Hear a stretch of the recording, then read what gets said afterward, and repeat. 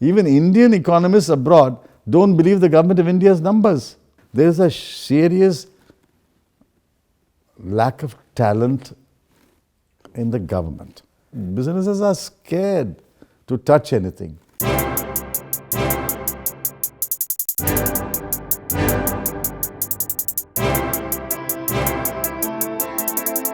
Many experts are writing about transparency in the budget numbers. What would you have to say about See, that? we all welcome transparency. Every minister has, including me, has hidden some numbers. I'm not denying that.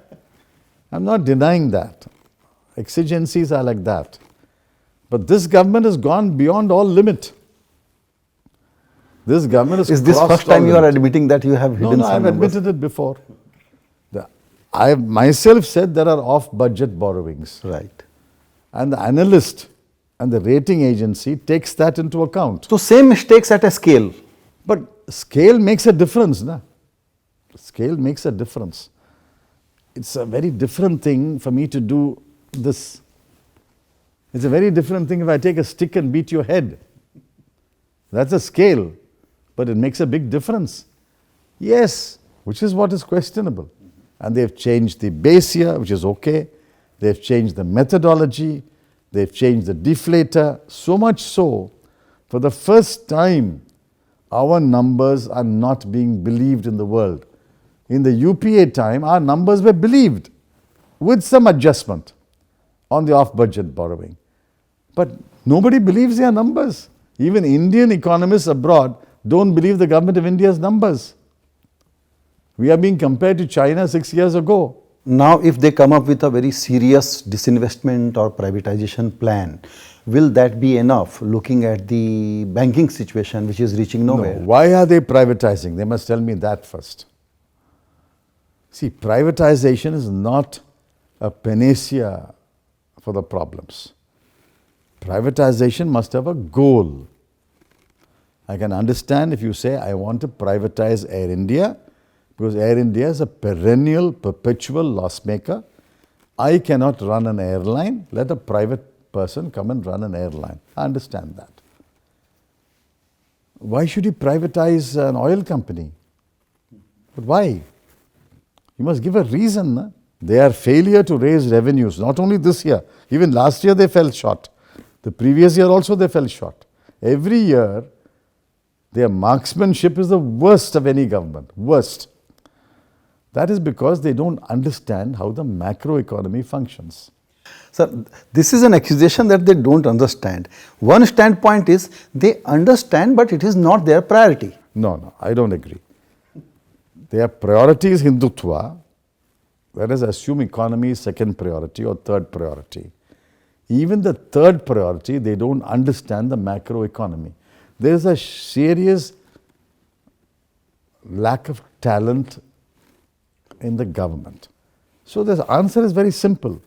If you don't have talent, hire talent. There are any number of Indians in India and abroad who are completely competent to come and run the economy for you, or at least advise you or occupy key positions. So one biggest pain point or the result of all this is the serious unemployment and the loss of existing jobs. It'll get worse. Why would you say that? It'll get worse because as businesses begin to deleverage, shed debt, shed employees is inevitable. Look at OYO. OYO has already got rid of 1,000 people. The software sector alone has got rid of several lakh people. Automobile sector has got rid of several lakh people. Once you're deleveraging and shedding debt, you're bound to shed jobs. This is a fact that government cannot really drive growth. Private sector has to do it.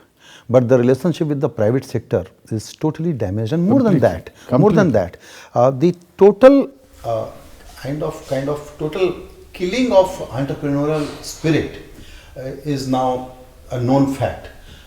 They have to revive that confidence. No, they have to change their attitude. You see, Mr. Modi is essentially a controller. He is not an instinctive liberalizer, he is a controller. He likes to control everything, regulate everything. Which is why they have given extraordinary powers to the income tax department, excise department, customs department, to the agencies. And each one has gone berserk. Each one is issuing notices left and right. Retrospective taxation, reopen returns for 10 years, 6 years, bring that account, bring this account. I mean, what's going on? Therefore, businesses are scared. Businesses are scared to touch anything. They say, all right, we are sitting on piles of cash.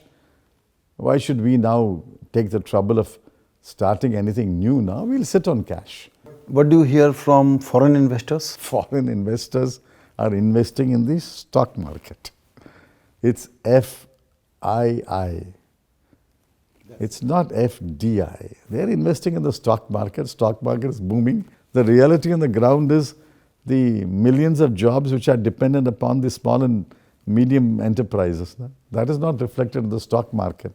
And nobody is investing money there. So government spending alone just can't... It won't, but it will help. Unless there is private investment and private consumption, this economy will not turn. The 4 engines of growth, the most important 2 engines are private investment, private consumption. Exports and government expenditure are 2 other engines. But according to me, the 2 more important engines are, if it's a front wheel drive car, the 2 front wheels are private investment and private consumption.